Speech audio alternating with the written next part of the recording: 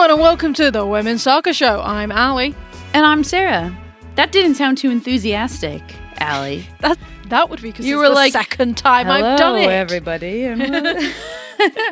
Basically, Sarah has got a new puppy. For anybody that follows Instagram will know this, and it's chaos. And Sarah's like a brand new mom, and like the dog just needs to like twitch, and she's like, "Oh my god, are you okay? Is everything okay? Do you need this? Do you need that?" And so I'm just like, "Dum dum." You know it's what? Okay. That's not the first.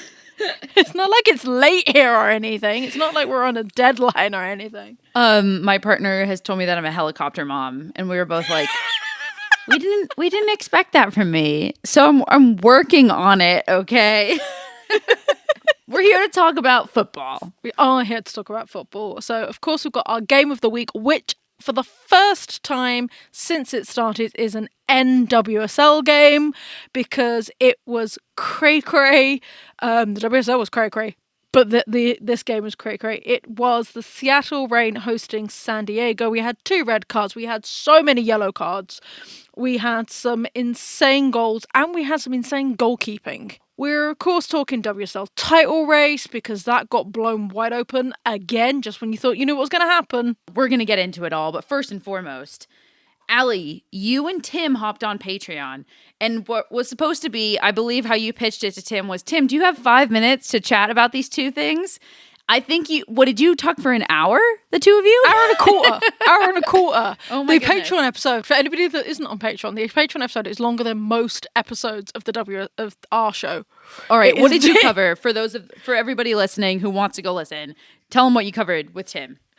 So we talked about the end of the season with, the big news that Marimelda was leaving Chelsea. We feel like we did that a little bit too soon, because obviously bigger news broke on the Saturday. Because of course Fran Kirby has announced she is leaving Chelsea, which is massive because she's been at Chelsea for 9 years now. We also talked about Carla Ward leaving Aston Villa and what that means for Villa going ahead. We also talked about the games that we will mention in the WSL, talking about Man United Liverpool. That was a great chat. We talked about the Man United Liverpool game, and also of course Man City Arsenal. Even though those games have now passed, it's a fun listen to hear what we thought would happen and how right or wrong we were. You'll only know if you listen to our Patreon. All right, so real quick before we get into the rest of the episode, including NWSL, Game of the Week, and of course the WSL that we just alluded to, we have to quick talk about Fran Kirby. Because I think with Emma Hayes leaving Chelsea at the end of this year, I think everybody assumed that we would see, not a mass exodus, but we would see a lot of players start to leave as well, because they were there to be coached by Emma Hayes. And I don't think it was a surprise that Maren Mjelde was leaving. I think Fran Kirby is a big surprise. I can't see her in any other colors other than Chelsea's. Like, I just, at least within England, like, I would not be surprised if she left England right now. I was going to say Reading fans are going to come for you, because obviously she came up through Reading and then went to Chelsea. In the WSL. I should have said the WSL, not in England. In the WSL. I don't think Fran Kirby is going to go to Reading because they're not in the WSL right now, but you never know. No, I know. I think it is shocking because, like I said, she's been at Chelsea for 9 years. She's got such a great relationship with Emma Hayes, which I think is why she's going. Yeah. Because love Emma Hayes or hate Emma Hayes, I don't think you can only just like Emma Hayes. I do think she does bring that reaction. You either love her or you hate her. She does take care of her players, and she's very protective of her players, and has been very protective of Fran specifically because of obviously the struggles Fran went through, losing her mum at a young age, and then she's had these health issues of various injuries, and as well like had what we believe now to be chronic fatigue, which meant that she was, going through a lot mentally. Fran has been through a lot health-wise. Yeah. And Emma Hayes has always been very protective. When another manager might have cut Fran loose, Emma Hayes has been very protective. Again, we don't know yet who Chelsea's new manager is going to be, but it's been strongly implicated and strongly hinted that it's going to be Lyon's manager. And from what we've said in previous podcasts and what we have heard, she is less of that ilk. She is very much for the team's greater good rather than player individual players.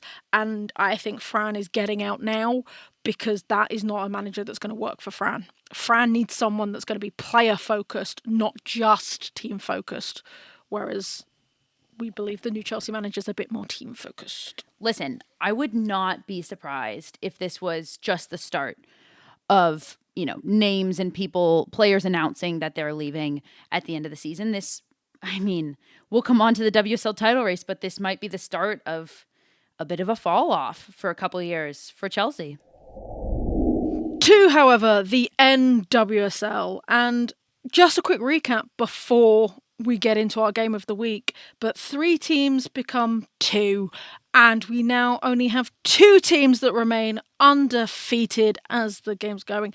And I tell you this, if you'd given me money to put a bet on who would be undefeated at this point, I don't think it would have been these 2 teams. Probably not, but we did call Orlando being a strong team this year. We didn't call them being this good. We didn't predict that at all. Kansas City, the other undefeated team, we've been sitting here being like, what? How? When is this going to come together? Look at this roster. How is it not? And finally, we couldn't have predicted it was this year, but I'm glad it is. Yeah, it is a finally. But yeah, as it says, it's Kansas City. Orlando are still undefeated. In fact, Orlando is currently leading the charge at the top of the NWS table. Orlando fans, tell me when the last time that happened, because I can't remember that. Great question. I wish I had looked it up before the episode. But a big piece. Obviously, Orlando were doing really well before a historic signing and players joined the team.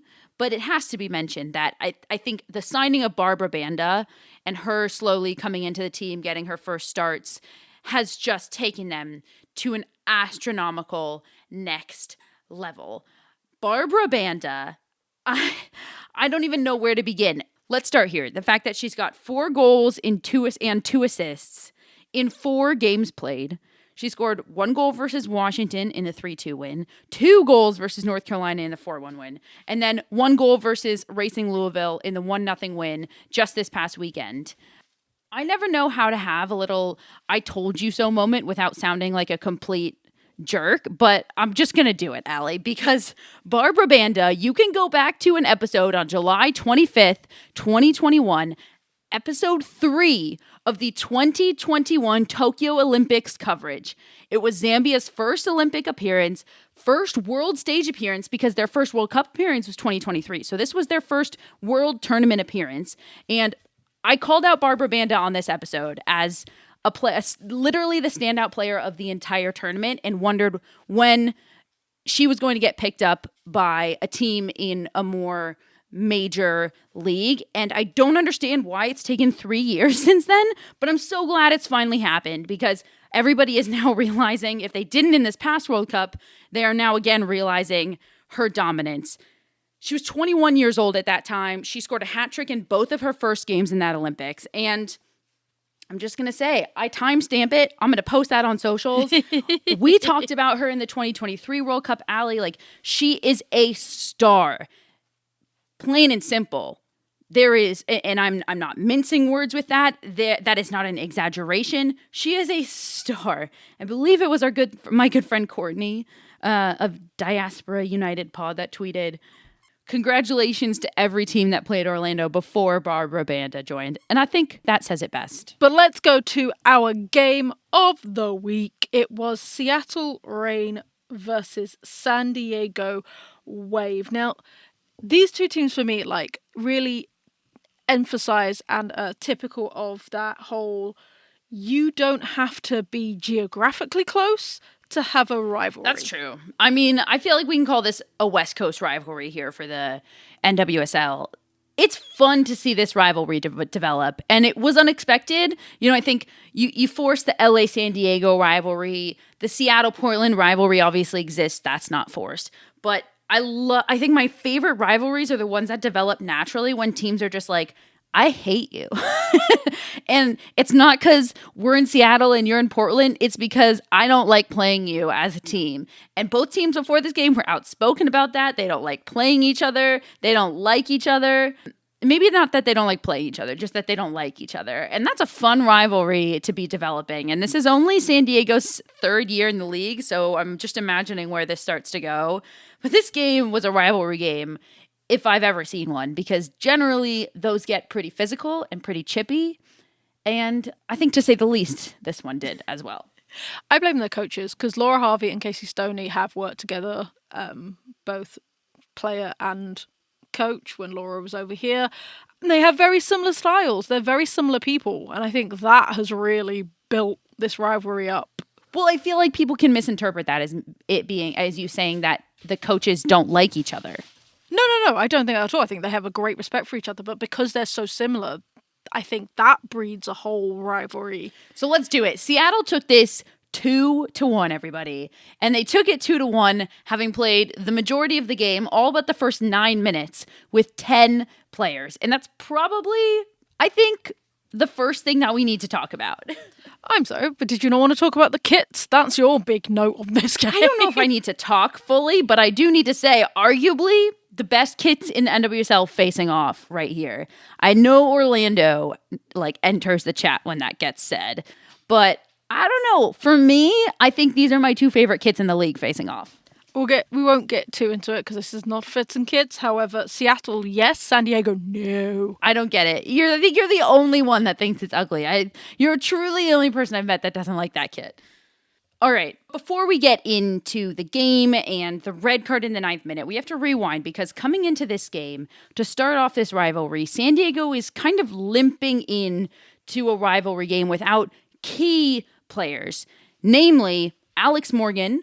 She had an ankle injury. We all really saw it happen. She's been out since then. It's listed as a lower leg, and we have no timetable for that, which scares me as a U.S. Women's National Team fan, obviously. Naomi Girma and Abby Dahlkemper were both out with thigh injuries. Those are the two starting center backs. Both starting center backs. And, of course, Sofia Jakobsen, the Swedish international forward goal scorer. So 4 very key players for San Diego out and missing. Now, San Diego has a deep bench, but no matter what, you're going to be hurting if both of your center backs are out.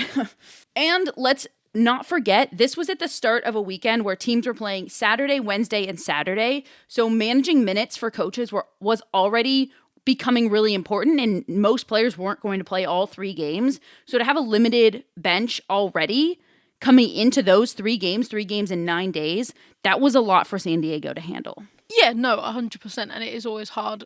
Like, you see it in the WSL all the time when they've got those weekends. But again, though, San Diego do have the bench to do that. They are quite a stacked team. But conversely, Seattle Reign, we've talked about how their season has been disappointing, right, Allie? They were coming into this having won their first game and then lost all 5 in the rest of the season leading up to this game. All of those losses were by 1 point. That's the one that's harsh. I mean, yeah, I think we kind of talk about this with Bay FC as well. Like, you know, you can talk about the process all you want and you can focus on that. But when you lose 5 games, you've played pretty well and you lose them all by 1 point, and all of them you could have gotten 1 or 3 points out of, that's going to weigh on you. And to bring it into this red card, I think Seattle were flat. I think they were a little disheartened. Why wouldn't you be after 5 losses in a row, all by 1 goal? And I think that this Sierra King red card almost brought new life into them. It woke them up in a way that they might not have woken up, honestly, without it. It definitely gave them fight. It 100% gave them fight, I feel, because if one of your players does something stupid and they get a red card, that I feel can be really disheartening. But this red card was probably one of the most ridiculous red cards I have seen. I'm sorry. I had to rewind and rewatch I don't know how many times just to see what the foul was.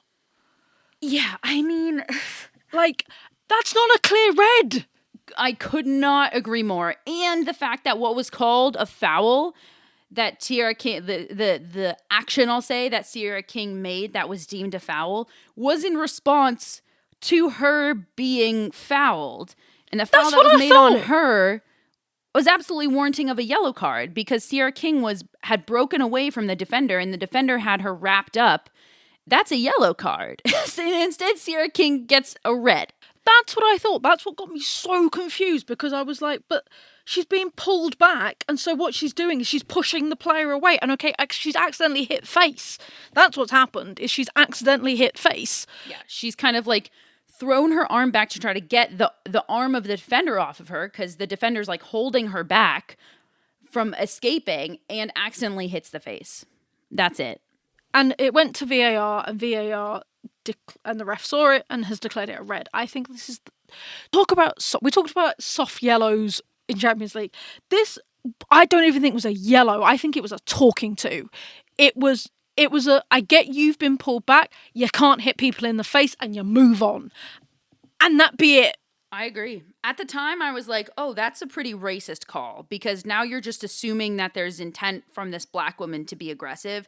And then I saw how many cards the ref pulled on everybody else in the game. I was going to say, the red card on McNabb at the end of the game. And I was like, oh, I think we need to talk about this ref and how card happy she is, because that was insane.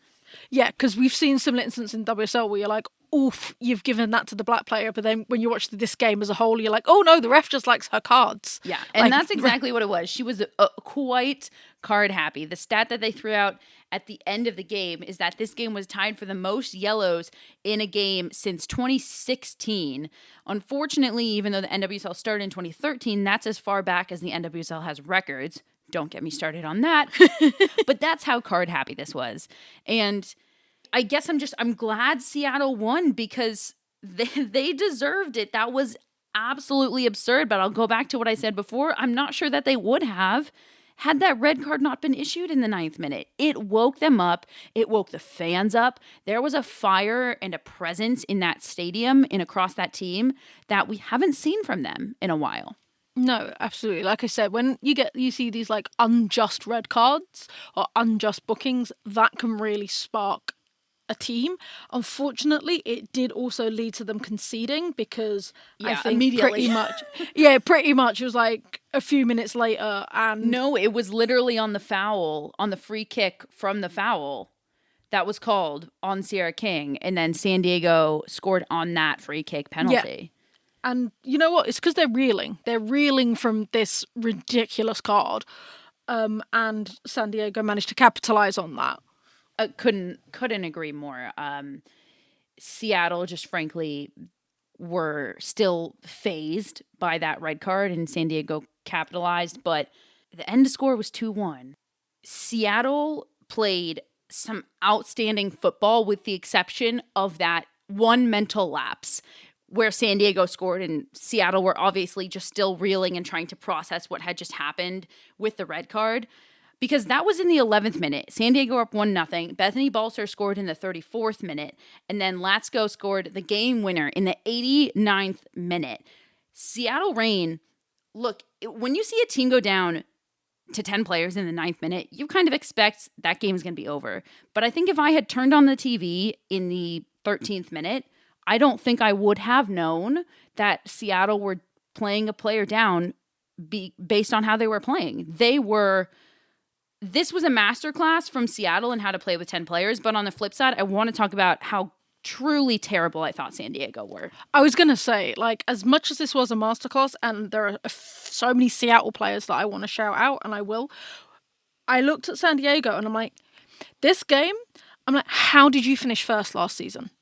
Like, in regular season. I don't understand. I do not understand, because this was, and like Seattle's first goal came from a San Diego mistake. I mean, I feel for Kayla Sheridan, because it was a goalkeeper mistake, and Bethany Balcer did great to put herself in the right position. My issue here with San Diego is that, and you heard Casey Stoney say it right before halftime, they needed to just find the open player. San Diego, despite being a player up, could not find the open player, and they were not able to fix it. Despite Casey Stoney seeing what was happening, they still couldn't fix it in the second half. And so you kind of wonder why. If they know what's wrong, how can you not fix it? They could not move the ball fast enough or side to side enough. They kept trying to go forward and into tight spaces, which, if you're Seattle, that's exactly what you want. You want to stay compact on defense, and you want them to come right at you. as opposed to what San Diego should have done, which was spread out, move the ball around, make them open up on defense, and then find the extra space, find the extra player. But they couldn't move the ball fast enough, and they just were so one-dimensional. It was just forward, forward, forward, just forcing it into tight spaces when it didn't need to be forced, when you literally have numbers up to pull it back and kick it out, and they just weren't doing it, and that's where my disappointment came from with San Diego. Yeah, no, absolutely. And you look at some stats. So, like, San Diego had 12 shots. Seattle had 8. Shots on target was 6-3. Possession, Seattle had 67% of the possession, 33 to Seattle. And passes completed, 560 for Seattle, for San Diego, 286 for Seattle. And Seattle just made it count. They just made it count. They certainly made it count. And you look at both of their goals, and it was Seattle creating their opportunities for themselves and making them count. Yeah, I just want to quickly touch on the first goal. So the Bulls goal was a clear showing of why you don't play out from the back. I've talked about it. I hate it. I don't see any reason for it. I'm a big fan of playing out from the back. I don't mind it. But there's smart ways to do it, and there's not smart ways to do it, and this was just not a good pass. No, because Sheridan, you've got a player running at you. Don't play out from the back. Well, how about to the defender? Don't play it back to Kaylin Sheridan when she's going to be under pressure. Like, we can't just blame the goalkeeper there. No, don't do it.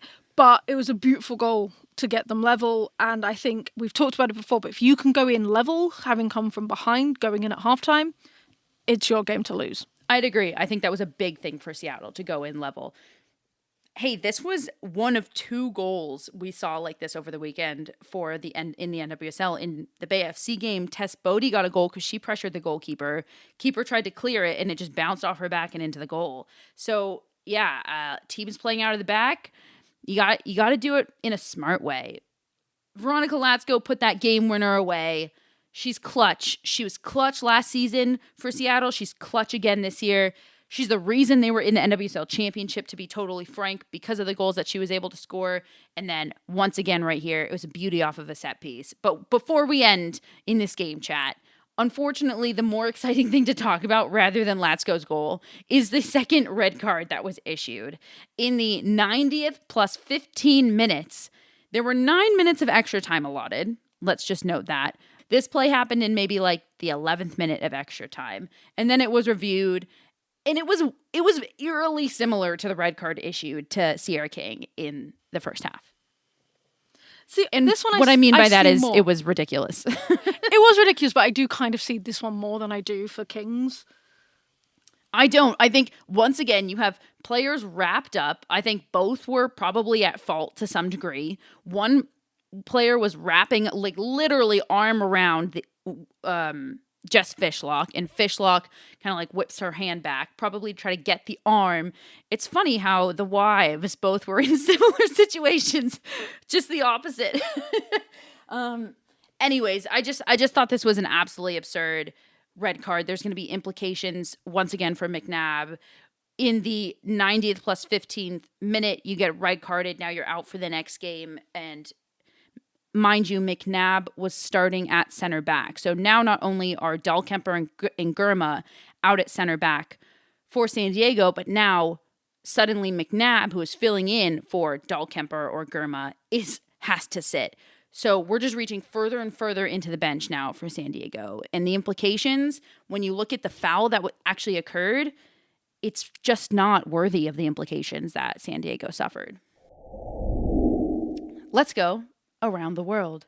Around the world, around the world. To the land down under and Australia. And you have your A-League champions, my friends. Sydney FC took on Melbourne City to win it 1-0 and to take the title.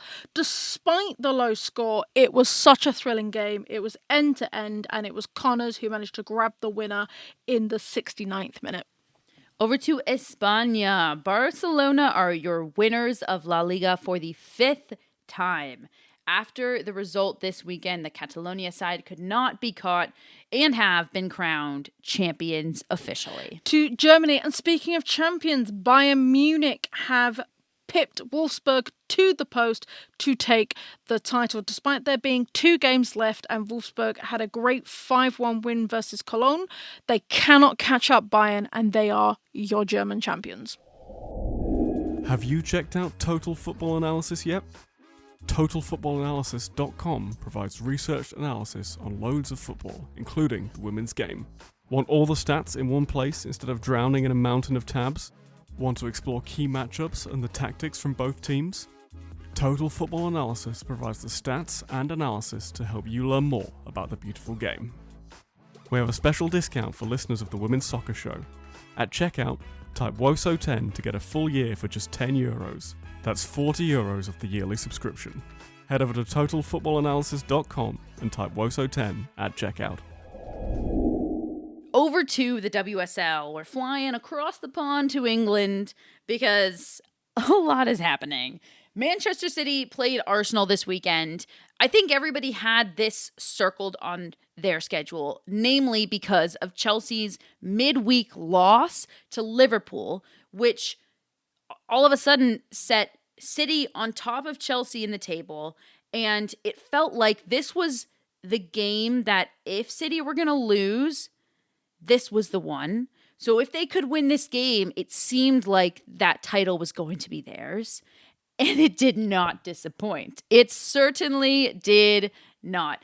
Arsenal did Chelsea a huge favor and somehow pulled it out of the bag with an 89th minute and 92nd minute goal to take down Manchester City in Manchester 2-1. Yeah. And I'm going to be honest, it wasn't a classic game. I do feel that... It was certainly not a classic. I think it's more about what the implications are, because as we said, Chelsea lost to Liverpool, and it was literally Man City needed 4 points out of their last games to win the title, regardless of what Chelsea did. Yeah, if City had won out, it was in their control. If they had won out, it would have been over. And they bottled it because they scored a beautiful goal 17 minutes in. Hemp, gets them there. And then they sat back. And I'm like, you can't do that against Arsenal. To be fair, I don't think that they so much sat back as Jonas finally put the lineup onto the field that should have started the game in the first place, to be totally frank. And when I say Arsenal scored 2 goals, I mean Stina Blackstenius specifically scored 2 goals after coming onto the field. I believe, I don't have it in front of me, but I think she only came on in like the 80th minute. It didn't take her too long. Arsenal were basically asleep at the wheel for 80 minutes and then decided to wake up and help Chelsea out. But because of that, I mean, like you said, this felt like the one that could really clinch the title for City, because the rest of their season felt a little bit more winnable. Their next game and their last game is versus Aston Villa on May 18th. It felt like the wheels were coming off for Chelsea. It really did. We didn't get to talk about the midweek game. I know you talked about it with Tim, but they came off of a Champions League loss, and then they come into this midweek game versus Liverpool. And Liverpool, credit to them, just absolutely took it to Chelsea. They beat Chelsea 4-3. And after that game, it felt like the wheels had come off. It felt like, okay, Chelsea might be done. Yeah, even Emma Hayes said so in the post-match of that game. She was like, we're done. It's out of our hands. The title's not coming back to Chelsea. And then they had the added bonus of they were the evening game. They were the last kickoff. And Emma Hayes tells this story of that Lauren James was telling all of them, being like, oh my goodness, Arsenal have equalised. And she's getting Lauren James to commentate about what's happening. And then they played Bristol, and Bristol, bless them, because they're already relegated. I'm not going to lie, it felt like they gave up, but they got battered 8-0.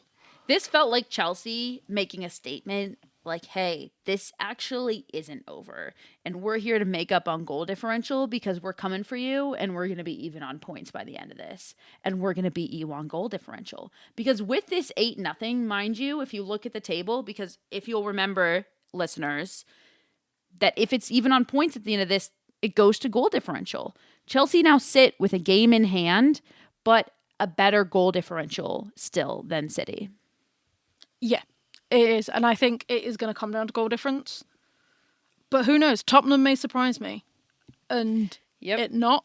But I feel like it's going to come down to goal difference. We are going to decide this league by goal difference. You know what? I'm not so sure anymore. We've been saying that, but wild things have been happening. Chelsea just lost to Liverpool. City just lost to Arsenal. I don't know how this is going to turn out, to be honest. City could lose to Aston Villa in the last game of the season for all we know. This is a true title race in its finest. And I said this last week, I'll say it again, we haven't seen something like this in the WSL in a very long time. So, I was coming back from the West Ham game on Sunday as the Chelsea-Bristol game was happening. So I was watching it on my coach coming back to Manchester. And to see another team get battered 8-0, I thought we were past that and we're not. And it made me have a thought, and I would like our listeners to chime in this. I don't think we're going to ever get a fairy tale ending in the WSL. And what I mean by that is, in the English Premier League, we've had teams that have won the league that shouldn't have. I'm thinking mainly of Leicester, who were this team that had been promoted, and they had a lot of their players from when they got promoted, and they went and won the Premier League. I don't think we're ever going to get that in the WSL for many reasons. And money's not the be-all, end-all. Obviously, it's a big factor. But I think we're not going to get a champion of the WSL apart from the top three, and I use that in air quotes, of Man City, Chelsea, Arsenal. And I would say Man United is the only exception to what I'm about to say, but that's because they have name recognition around the world, and that is important. So, of course, money is a factor. Let's be honest, these clubs have the money to pump into their women's team, and they do. And if your club is pumping in that money, it's going to help. But I think the biggest problem we have and it's the WSL specifically that's a problem that I'm talking about, but it happens in other leagues, is careers are short, players want to win things. So it is harder for teams outside the top three, which is why I say Man United is an exception, to get these big players to come play. You look at Bristol, the team that got battered 8-0. Their players are made up of youth, and they are made up of players on their way out. That is it. Yeah. I mean, I personally like to look at it compared to a league like the NWSL, where we don't have that. And I think both of the issues that you just brought up are exactly right. And I know people really hate the draft, and there's a lot of things about the NWSL that don't give players the autonomy that we know that they should have. But the flip side of it, and why it's kept around, and why I think it actually is beneficial, is for this exact reason, is it eliminates this exact issue that you are talking about, where it's kind of like comparing the WSL and the soccer structure in England to a very capitalistic structure where money is at the top and you can buy the best players, and that is it. And it's very, very hard, to use an American phrase that I hate very much, but I'll use it. It's very hard to pull yourself up by your bootstraps all the way to the top. It's impossible. Versus in the NWSL, in the US, it's a little bit more of like a socialistic way of running sports, where if you finish last, you get the first pick. It's a way to make things more even so that New York City and Los Angeles don't just get all of the players because they have the most money, they have the most appeal, and so on and so forth. And that is why these structures are put into place in a league like the NWSL, because it mitigates that issue. And I do really like that. And that's why I can say, quite literally from top to bottom, the NWSL is the most competitive league in the world when you look at a bottom of the table team can beat a top of the table team on any given day.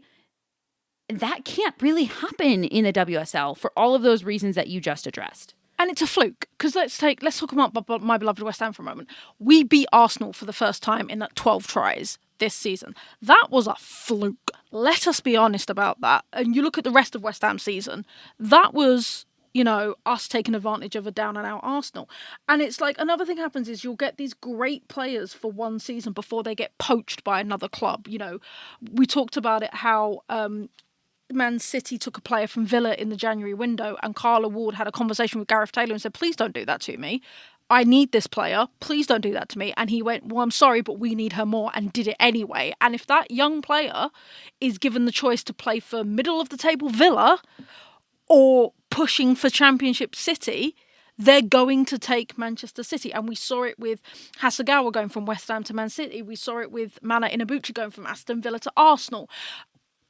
And I constantly feel that we are splitting the league into top 4, which can sometimes interchange between Liverpool and Man United, but it's going to be Chelsea, Arsenal, City, and it's just going to be a constant run around of let's see who we give the league to this year. And that's the way it ends. And I'm going to end my little rant about telling the story, which really emphasises this, which is Pernille Harder, before she went to Chelsea, was playing in a friendly of England versus Denmark. And a Man United fan went and asked her, in a joking way, after the game, so come on then, when are you coming to play at Man United? And her response was, when you get Champions League, come talk to me. And I think that sums it all up. And I don't blame players, because careers are short and you want to win as much as you possibly can. And if your national team, for example, and I'm thinking of Kim Little in Scotland, aren't going to be doing things on that stage, you have to win everything domestically as you can. And that's why you end up in these players. But that's why it's becoming those top 3, a battle for 4th and 5th, and then the rest are being pulled down.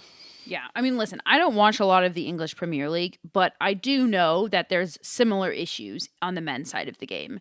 And look, we might get a couple more teams in the hunt in the WSL, for example, as Liverpool continues to invest. Perhaps if they create a better facility, perhaps if they decide to play, so on and so forth.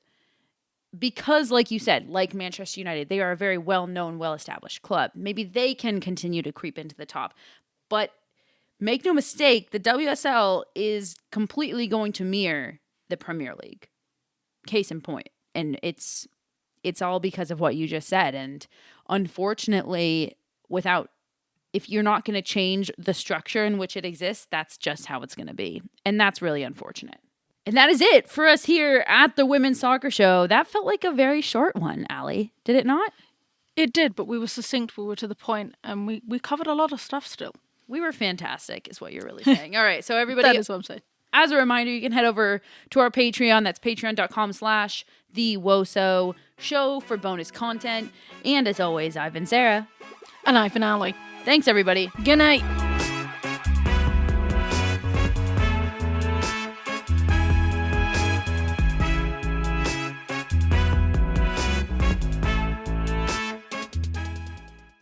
This podcast was edited by Monkey Hill Media. Visit monkeyhillmedia.com for more information.